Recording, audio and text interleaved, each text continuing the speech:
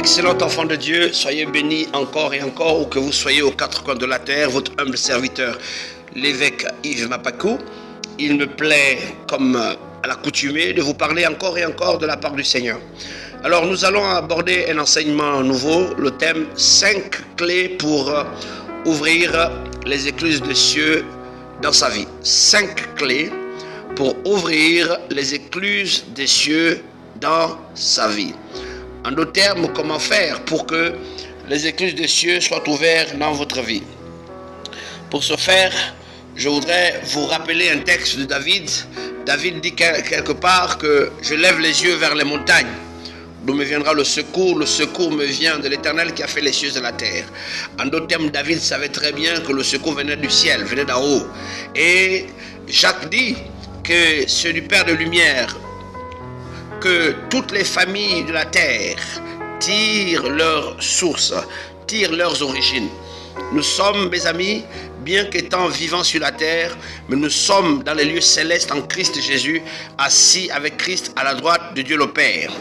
Donc, il est important de comprendre qu'un enfant de Dieu ne peut pas vivre le miracle tant que le ciel n'est pas ouvert dans sa vie. C'est du ciel que vient la pluie, c'est du ciel que vient l'abondance, c'est du ciel que vient la grâce, c'est du ciel que vient le secours dont tu as besoin, c'est du ciel que vient la réponse dont tu as besoin, c'est du ciel. Mais comment faire pour que ton ciel soit ouvert? That is a question. Comment faire pour que ton ciel soit ouvert? 5 clés qu'il faut connaître, mettre en pratique pour que le ciel soit ouvert au-dessus de ta vie. Alléluia. Nous allons commencer avec le texte de base qui pour moi me semble le mieux indiqué. C'est celui de Deutéronome au chapitre 28, lorsqu'on parle d'un certain nombre de malédictions. La Bible dit dans Deutéronome au chapitre 28, voici que la Bible dit: mais si tu n'obéis point à la voix de l'Éternel ton Dieu, si tu n'observes pas et ne mets pas en pratique ces commandements que je te prescris aujourd'hui, voici toutes les malédictions qui viendront sur toi et qui seront ton partage. La Bible dit: tu seras maudit dans la ville, tu seras maudit dans les champs, ta corbeille et ta hue seront maudites, le fruit de tes entrailles, le fruit de ton sol, les porteurs de ton gros et de ton menu bétail, toutes ces choses seront maudites. Tu seras maudit à ton arrivée et tu seras maudit à ton départ. L'Éternel enverra contre toi la malédiction, le trouble, la menace au milieu de toutes tes entreprises que tu feras jusqu'à ce que tu sois détruit, jusqu'à ce que tu périsses promptement à cause de la méchanceté de tes actions et t'apporter à m'abandonner. L'Éternel attachera à ton pays la peste. Et la Bible dit: l'Éternel enverra le ciel, la Bible dit le ciel sur la terre. Ça c'est le texte de base que nous allons retenir. Deutéronome au chapitre 28, le verset 23. J'ai lu d'abord en haut pour que vous les versets du haut pour que vous compreniez mieux, mais je vais m'appliquer directement sur le verset de base. Deutéronome 28, le verset 23, la Bible dit: le ciel sur la terre sera d'airain. Le ciel sur la terre sera d'airain, et la terre sur toi sera de fer. L'Éternel enverra pour pluie à ton pays de la poussière et de la poudre. Il en descendra du ciel sur toi jusqu'à ce que tu sois détruit. Tu vois? Donc quand quelqu'un a le ciel fermé, ce qui vient du ciel, c'est la poussière. Or, la poussière, c'est le symbole de la corruption, c'est le symbole de la perversité. La poussière, c'est le symbole des œuvres charnelles. La poussière, c'est le symbole de la nourriture de Satan. La poussière, c'est le jugement. La poussière, c'est la malédiction. Donc, beaucoup de personnes prient, jeûnent, mais leur ciel est fermé. Aussi longtemps que ton ciel est fermé, tu ne peux pas prétendre à un quelconque succès dans la vie. Tu ne peux pas prétendre à un quelconque développement dans la vie. Aussi longtemps que ton ciel est fermé. Il dit: j'enverrai du ciel la poussière contre ton pays. j'enverrai la poussière depuis le ciel. Et il dit, le ciel sur la terre sera d'airain. Or, l'airain, c'est un métal. Donc, un ciel fermé. Beaucoup d'entre nous, le ciel est fermé.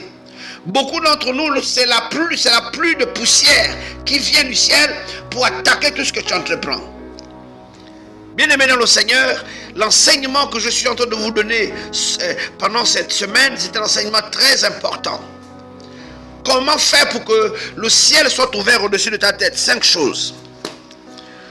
Il dit, le ciel sur ta terre sera d'airain, sera en fer, le ciel fermé, rocailleux, tu cries. Beaucoup de gens jeûnent, prient, font tout. Rien ne se passe parce que leur ciel est fermé. Je suis venu parler à toute personne dont le ciel est fermé. Tu entreprends des choses, les choses ne poussent pas. Mes amis, quand le ciel est fermé, il n'y a pas de croissance sur la terre. Quand ton ciel est fermé, il n'y a pas d'évolution sur la terre. Quand ton ciel est fermé, il n'y a pas d'abondance sur la terre. Quand ton ciel est fermé, tu vis la sécheresse, tu vis le jugement, tu vis des situations compliquées parce que ton ciel est fermé. Or, je veux te dire ce matin que c'est du ciel que vient l'abondance dont tu as besoin. C'est du ciel que vient la grâce dont tu as besoin. C'est du ciel où siège le royaume des cieux, où siège le Tout-Puissant, que vient la grâce.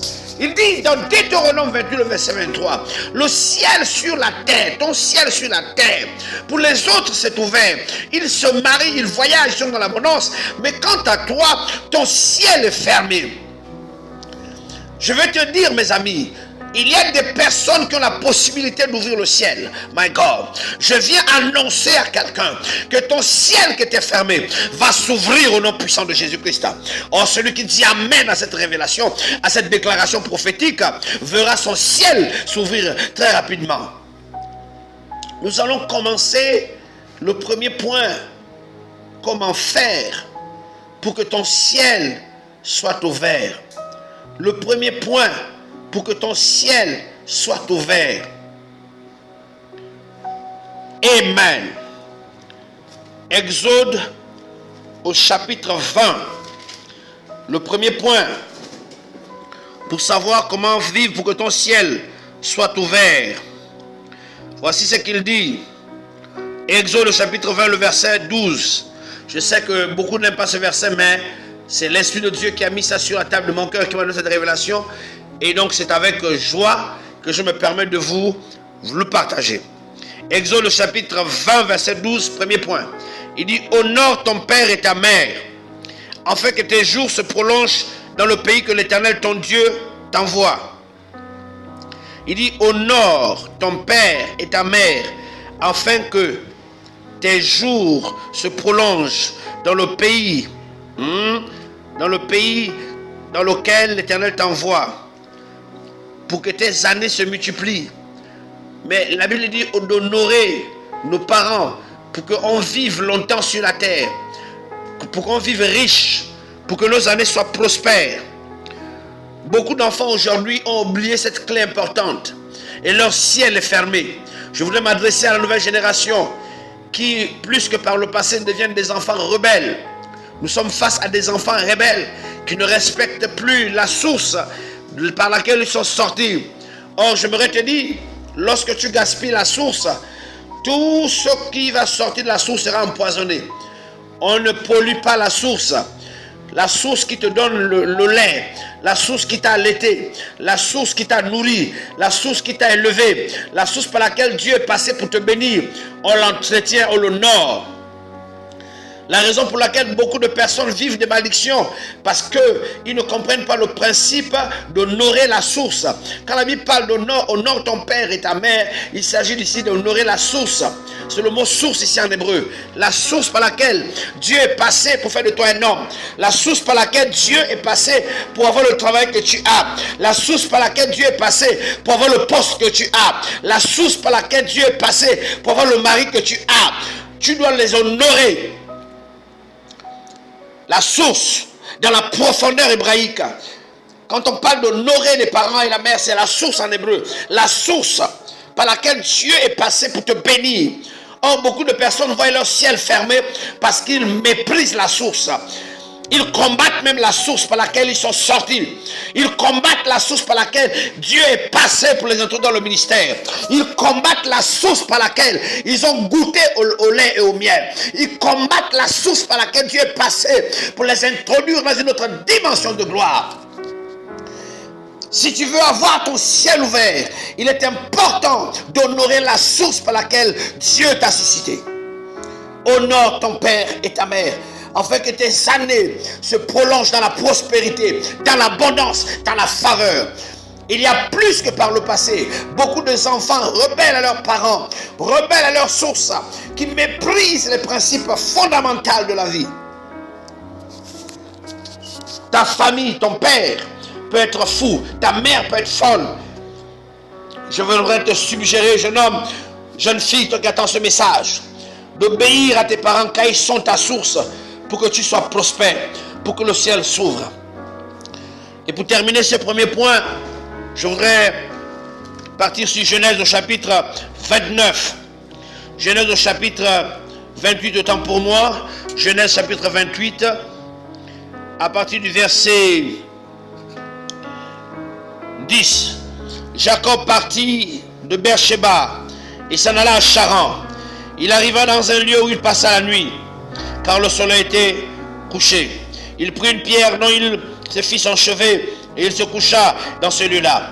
Il eut un songe et voici, une échelle était appuyée sur la terre et son sommet touchait au ciel. Et voici, les anges de Dieu montaient et descendaient sur cette échelle. Et voici, l'Éternel se tenait au-dessus d'elle et il dit: je suis l'Éternel, le Dieu d'Abraham ton père et le Dieu d'Isaac. La terre sur laquelle tu es couché, je la donnerai à toi et à ta postérité. Ta postérité sera comme la poussière de la terre. Tu t'étendras à l'Occident et à l'Orient, au septentrion et au Midi, et toutes les familles de la terre seront bénies en toi et en ta postérité. Voici, je suis avec toi, je te garderai partout où tu iras, et je ne t'abandonnerai point, que je ne t'ai exécuté. C'est tout ce que j'ai dit. Jacob est parti à Charan. Il est allé à Padam Aram. Il n'avait jamais mis les pieds là-bas, parce qu'il y avait un problème dans la famille, parce qu'il y avait un conflit. Son aîné, Ésaü, avait dit que la place, le lieu où je trouverai Jacob, je finirai avec Jacob, parce que Jacob a volé ma bénédiction.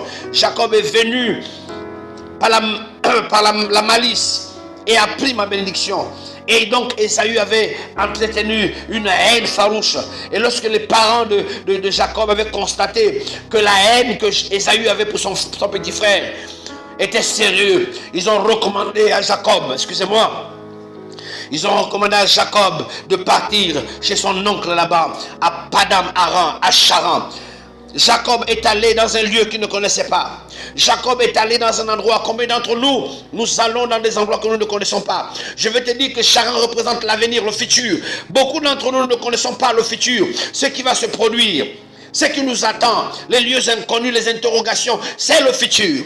Et Jacob est parti sans savoir où aller. Il est parti par la foi. Mais quand il est parti, il s'est endormi. La Bible dit le lieu où Jacob s'est endormi, le ciel s'est ouvert. Et il a vu une échelle où les anges montaient et descendaient pour apporter le miracle, pour apporter la guérison. Une échelle où les anges montaient pour apporter les prières de Jacob vers Dieu, et qui descendait pour apporter les réponses des prières de Jacob vers Jacob. Le ciel était ouvert dans la vie de Jacob. Mais qu'est-ce qui a fait en sorte que le ciel s'ouvre? J'aimerais vous dire qu'avant que Jacob ne parte, Jacob n'est pas allé de lui-même à Padam Aram. Combien d'entre vous, vous prenez des initiatives sans consulter votre père, sans consulter la source? Vous décidez délibérément de partir. Or, Jacob n'est pas allé de lui-même. Jacob s'est laissé recommander par son père Isaac. Et quand il est parti par la recommandation, son père l'a béni. J'ai envie de vous dire, la parole de bénédiction que la source te prononce, la parole de bénédiction qu'un père spirituel, qu'un père géniteur, qu'une mère génitrice, la parole de bénédiction que quelqu'un, que Dieu a mis au devant de toi, prononce sur ta destinée, va ouvrir le ciel. My God. Jacob a vu le ciel ouvert parce qu'il était sur une parole de bénédiction que son père avait libérée sur lui avant d'aller à Charan. Beaucoup d'entre vous, vous ne recevez plus de paroles de bénédiction. Isaac a béni son père, son fils, autant pour moi. C'est la bénédiction qu'Isaac avait prononcée sur Jacob qui a ouvert le ciel. Donc, nous voulons conclure en disant le premier point, pour que le ciel soit ouvert dans ta vie, la parole de bénédiction provenant de ta source, provenant de tes parents, provenant de tes pères spirituels, provenant de ceux par qui Dieu est passé pour te bénir. La parole de bénédiction ouvre le ciel, mes amis. Vous devez rechercher la parole de bénédiction d'un père. La parole de bénédiction d'un père va t'accompagner partout. Quand Jacob est allé dans cet endroit, dans la nuit noire, le ciel est venu pour dire: Jacob, n'aie pas peur. La parole que ton père Isaac a prononcée sur toi, c'est à cause de cette parole. Il dit: je suis le Dieu de ton père. Abraham et Isaac. La parole de bénédiction fait en sorte que le Dieu de ton père t'accompagne. Le Dieu de ton père t'accompagne. My God. Quand je parle de père, je parle des personnes qui ont une relation avec Dieu. Quand je parle de père, je parle des personnes qui craignent Dieu. Des personnes qui ont le pouvoir d'ouvrir le ciel. Des personnes qui ont un mandat divin dans leur vie. Je parle des personnes que Dieu a suscitées pour son royaume. Quand il te bénisse, le ciel s'ouvre. Tel est le premier point de cet enseignement. Soyez bénis abondamment où que vous soyez. Soyez bénis richement. Et je crois de tout mon cœur que le Saint-Esprit a certainement fait un travail. Nous sommes en train de voir les 5 points pour ouvrir le ciel. Le premier point, la parole de bénédiction. Vous devez rechercher la parole de bénédiction d'un père. La parole de bénédiction ouvre le ciel. Soyez bénis richement où que vous soyez. Votre humble serviteur, l'évêque Yves Mapako, soyez bénis.